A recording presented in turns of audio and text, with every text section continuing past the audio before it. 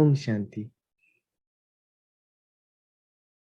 Today we'll look into part 2, Personality of the Supreme. The birth of the Yakya. Dear child, consider yourself a soul and remember me. With these words, Shiv Baba, God, the highest on high, sums up his teaching.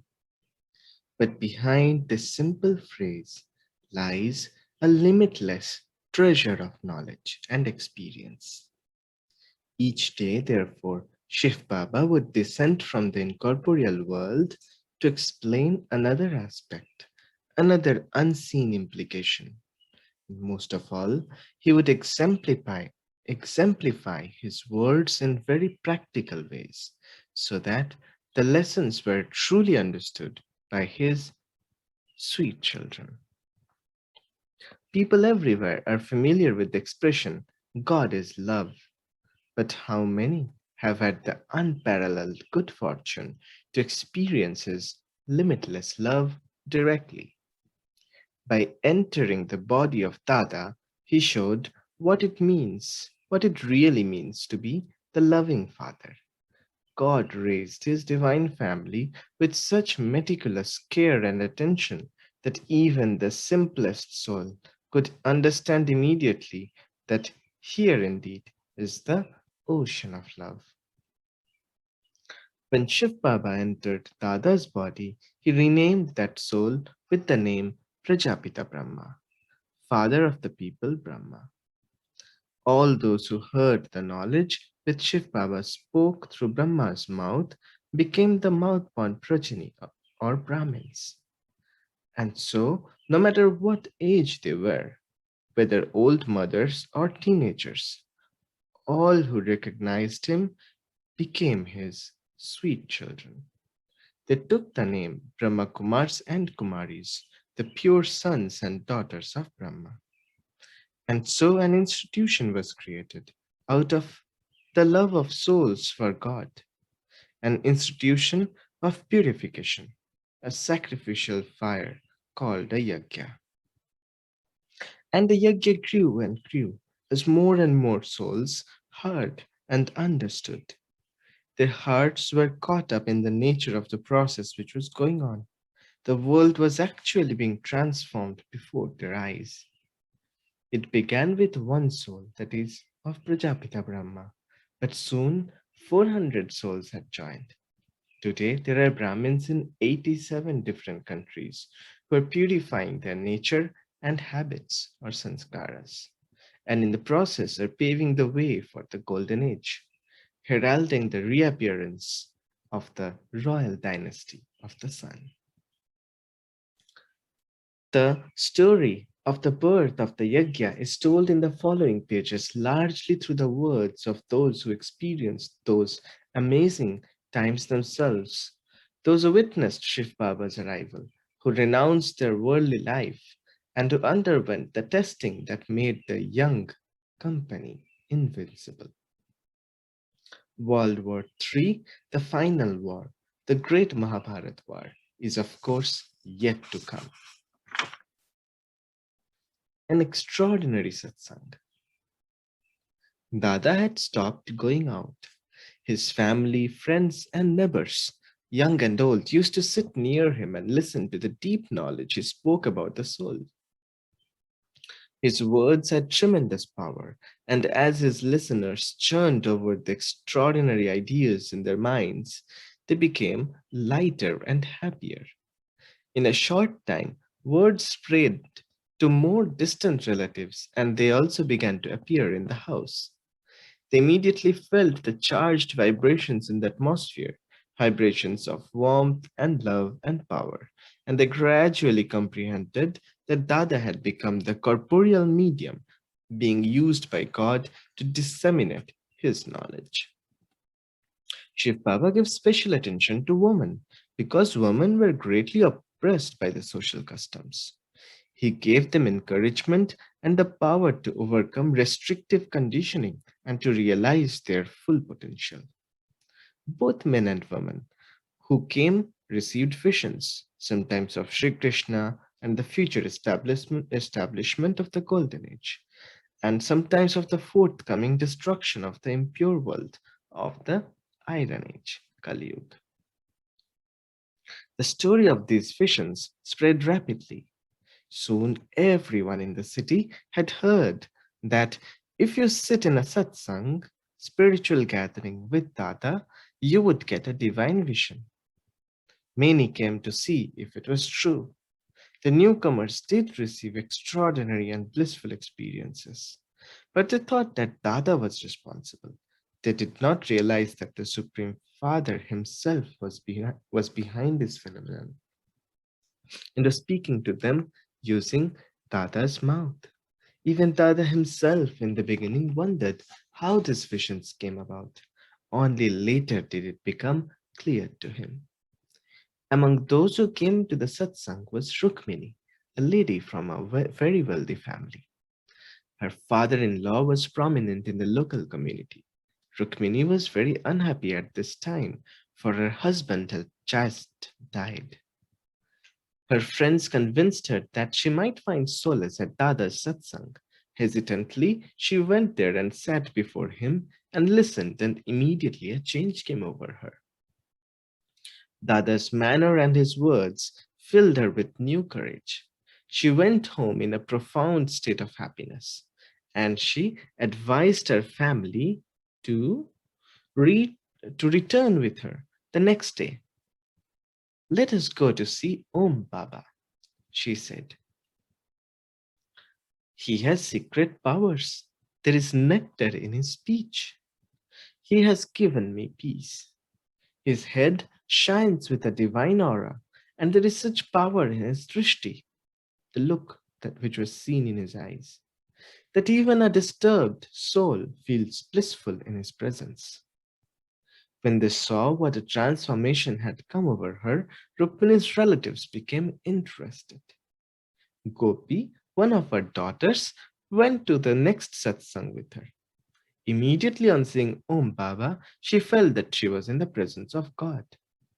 The Supreme Soul had come secretly into the body of Baba. However, to a true seeker, he could not remain secret for long. Gopi experienced many visions, including the realization of herself as a pinpoint of light. She felt that she had become a Gopi, a lover of God indeed, and she had found the one whom she had always sought. She became known as Didi Manmohini, and along with Dadi Prakashmani, she became a co-administrator of the Brahma Kumaris until she left the body in July 1983.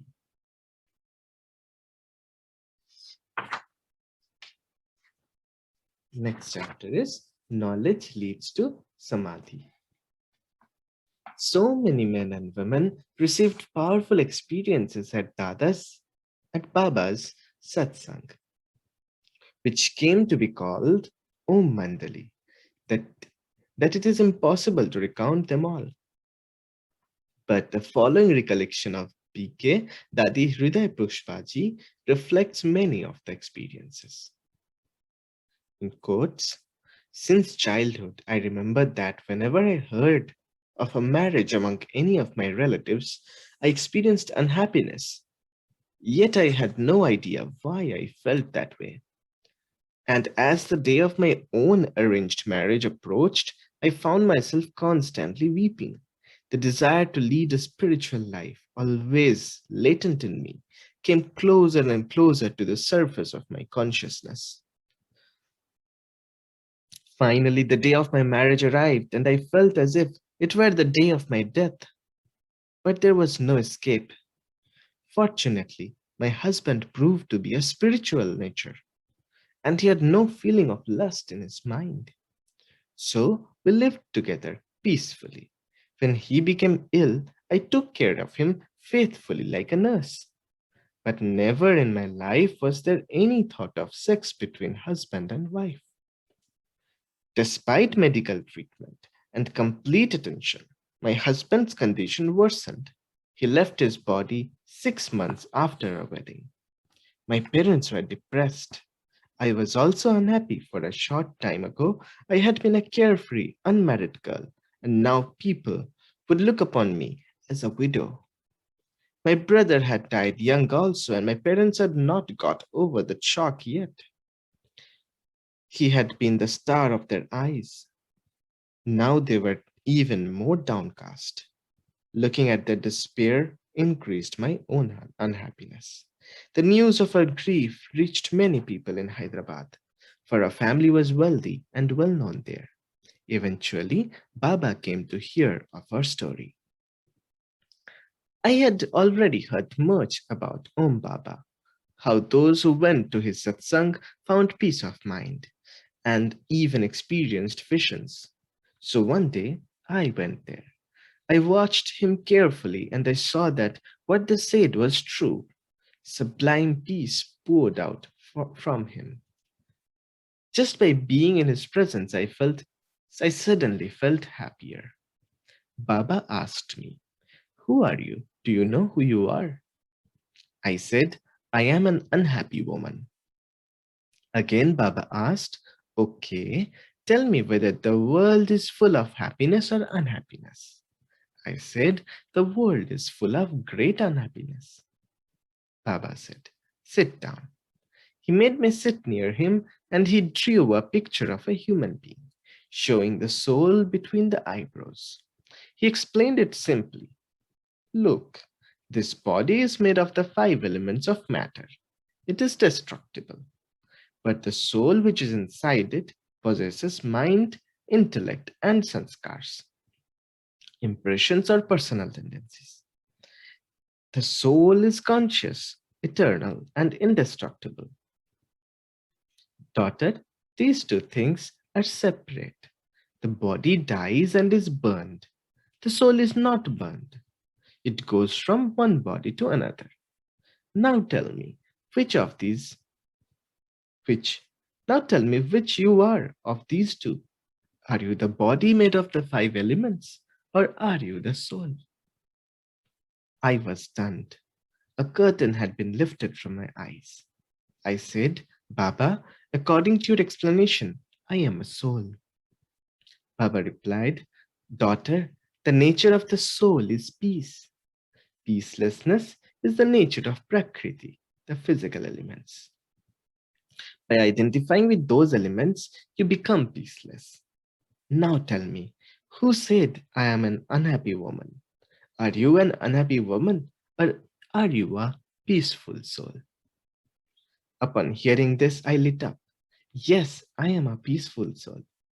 I experienced the truth of Baba's words. Baba said, "Take your intellect away from the consciousness of the body. Be bodiless. Establish yourself in an eternal, immortal form, the peaceful soul. See who you are. Do you see what do you see what form you have?" As Baba spoke, I went into another state of consciousness. I forgot this body altogether. I saw myself as a dot of light flying up and up into the realms of limitless joy. I sat for nearly 2 hours in that state of natural samadhi or trance. When I came down again, Baba called me and asked, "Who are you?" I said, "I am a soul." Baba asked again, "Now are you happy or unhappy?" I said, "I am one peaceful, happy soul. There is no one as happy as I am." Baba asked, "Is the world happy or unhappy?" I said, "It is happy." Baba laughed and then said, "All right, remember, remember, and make today's lesson your own. Tomorrow I will teach you another lesson." At that moment, without thinking, I started singing a song. You spoke one word and I was awakened. My heart has arisen from the deepest sleep. I know who I am now, a soul in a body. From this house of matter, I know how to fly. In one single moment, you made me a yogi. You took me up to the highest home. I am a soul. This body is matter. I am eternal. This body must burn. By giving me knowledge, you sat me on a high throne. You showed me the way to purity. You sat me on a high throne. You showed me the pure path. You awakened me from the deepest sleep. I had been weeping when I went to see Baba, but now I was going home, laughing in divine intoxication. When I arrived home, I told my mother of what had happened. She could see that a change had come over me. I looked at her sad face and said, "Why do you weep? The soul is indestructible, eternal. You are that peaceful form." My mother felt new energy on hearing this. Her despair momentarily evaporated. She told me to go every day to hear Baba speak knowledge and then to tell her all about it when I came back home. One day soon after, I told Baba about my mother and her unhappiness. Baba said, "All right, I will come to see her." That very moment, Baba got up to go. He came to our house and met my mother. As soon as her eyes fell on him, she went into a trance, realizing herself's true nature. She had a vision of the four-armed deity Vishnu. A beautiful expression of peace came onto her face. She stayed completely engrossed in meditation for a long time. After coming down again, she smiled so sweetly at Baba, and he gently explained the knowledge to her. In this way, many people received lasting peace of mind. They experienced that God had come to dispel unhappiness and to establish true inner peace. Om Shanti. Tomorrow we'll look into social reformation. Om Shanti.